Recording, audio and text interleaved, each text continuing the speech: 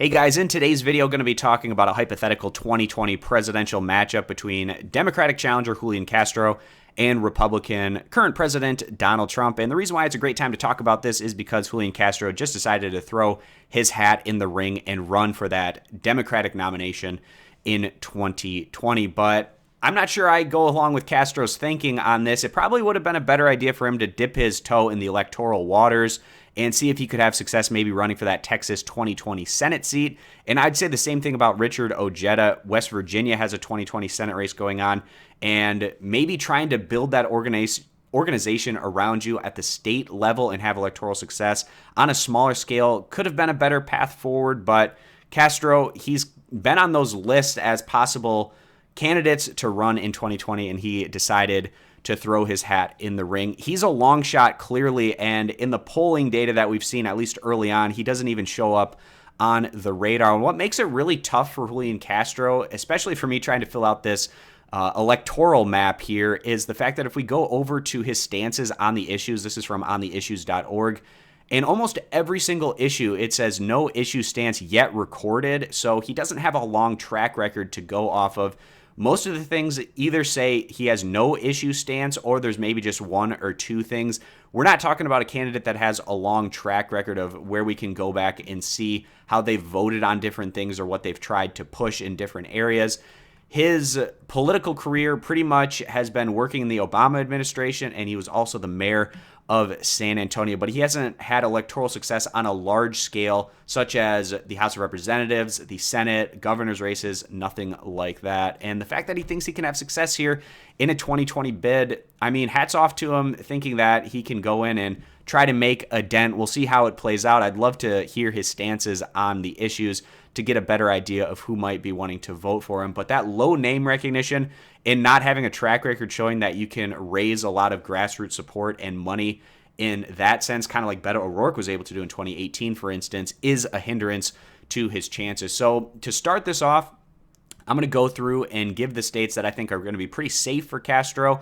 I'm going to do the same for Trump and then talk more in depth about some of the toss-up states. And one area where I think Castro can probably do a little bit better than maybe just your run-of-the-mill Democrat is going to be in the Southwest, where there's a larger Hispanic population, where I think that he can do well. Now, in terms of identity politics, Castro definitely checks off some of the boxes, but in terms of that large chunk of voters that really only cares about your policy stances, I think that's where he's really going to have a tough time, specifically running through that 2020 primary process against the other Democrats. We might get 30 Democrats running in that primary. It's going to be pretty insane.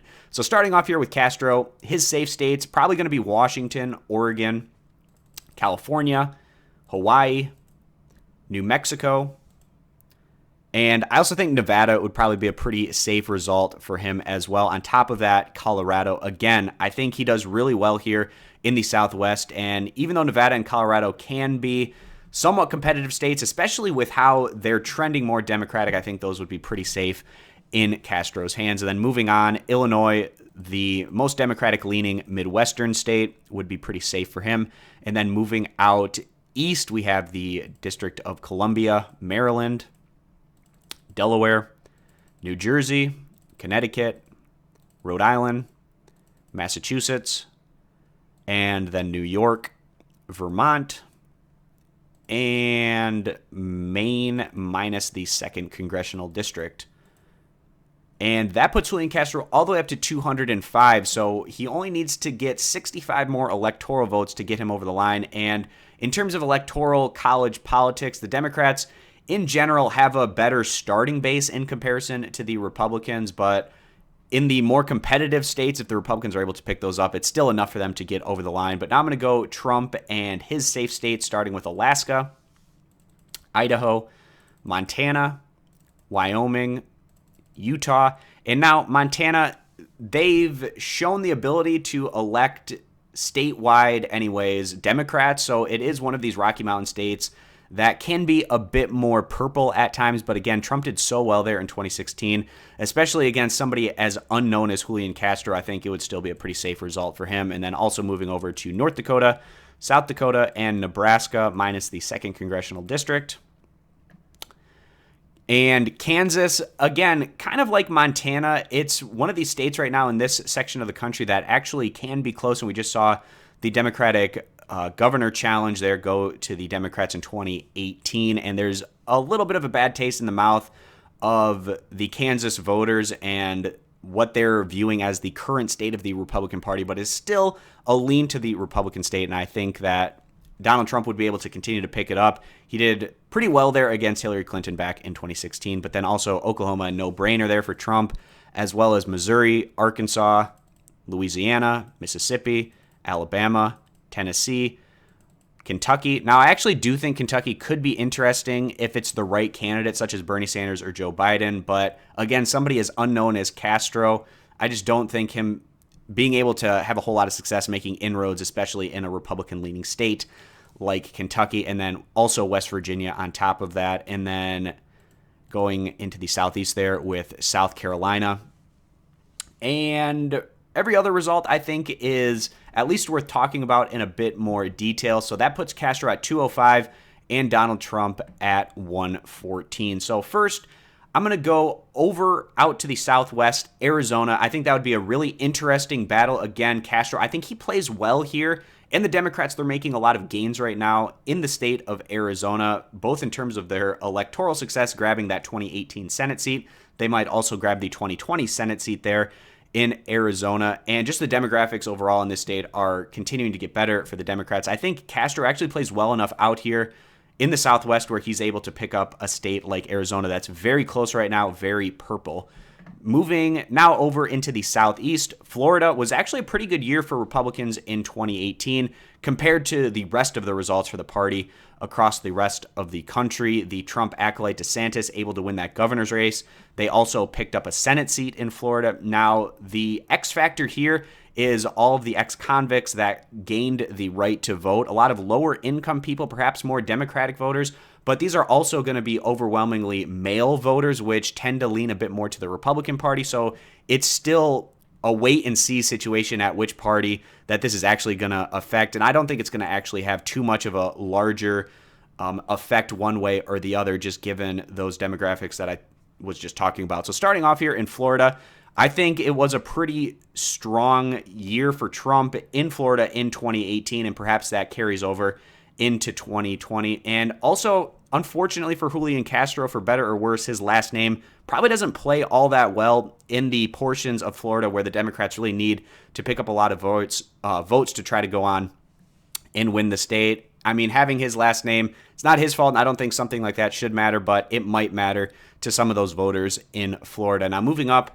to Georgia, this is a state in the Southeast that's becoming more and more competitive. The Democrats came up just short in that governor's race in 2018, and Trump only won the state by, I believe it was about 5 or so percentage points, which is relatively close. I think that Julian Castro, again, the fact that he just doesn't have the political clout right now to go in and win these Republican-leaning states, I think that makes this one, again, go for Donald Trump. And kind of a similar argument over in North Carolina. Trump was able to beat Hillary Clinton by about 3 or 4 percentage points. And again, I just don't think Castro is well known enough. And even when you're running for president, you get the nomination. Between the nomination process and the general election, we're talking about less than half a year to try to spread your name and message around to all 50 states. It's just a really difficult thing to do.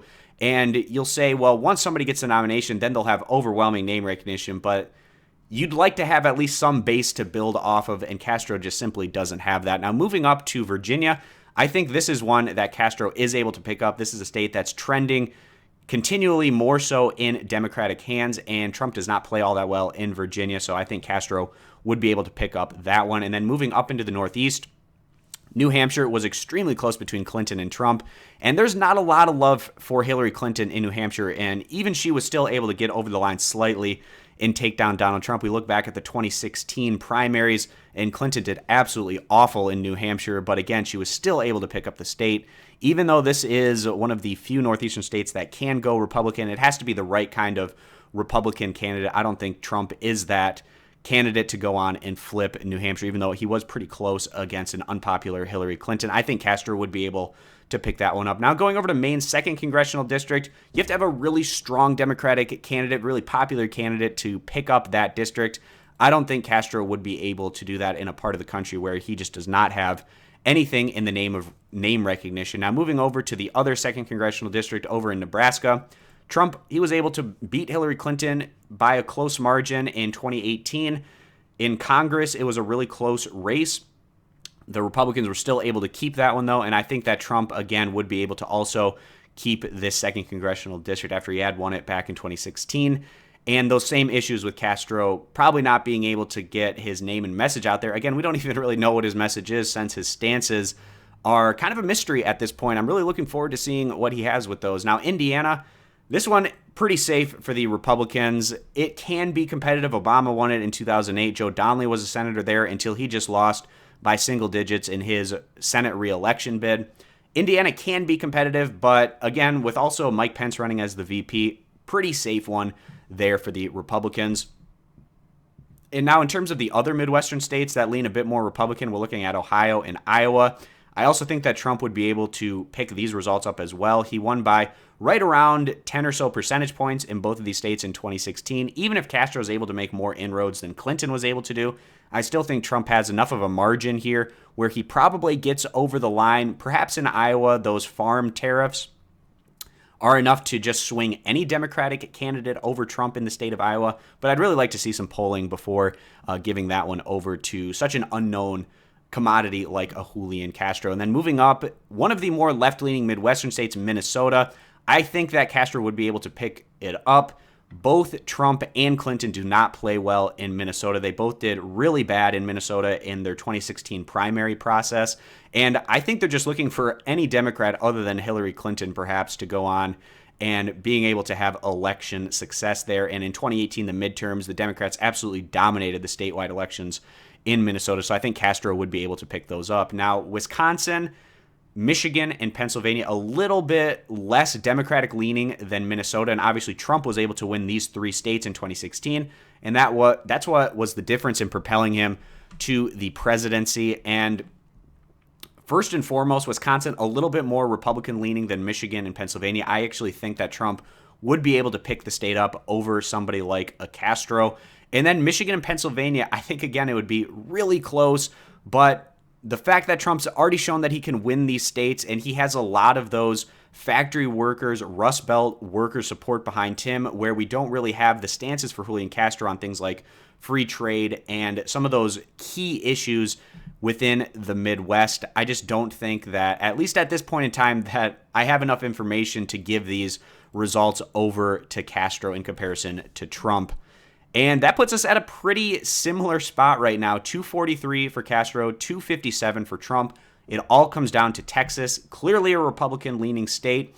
It is getting demographics that are more favorable for the Democrats over time, and likely a state that's going to be purple at some point. If it's not in 2020, maybe in 2024 or 2028. We'll see how that all plays out. Castro, being the senator from San Antonio, he has a lot of name recognition here in the state. Maybe that's enough to have this monumental upset, but I even think Beto O'Rourke would have a tough time getting past Trump in Texas. I think he could do it, but again, not easy, and I think Beto O'Rourke's a much better, well-known commodity, and his ability to perhaps take down Trump in a state like Texas. I just don't think Castro is necessarily that candidate. So still going to be giving this Republican-leaning state over to the Republicans and Donald Trump. So this is how I have the map playing out in a hypothetical matchup between Julian Castro and Donald Trump. I have Castro at 243, Trump at 295. And that's going to wrap this one up, guys. Thanks for stopping on in. Consider subscribing for more, and I hope to see you back here for my next video.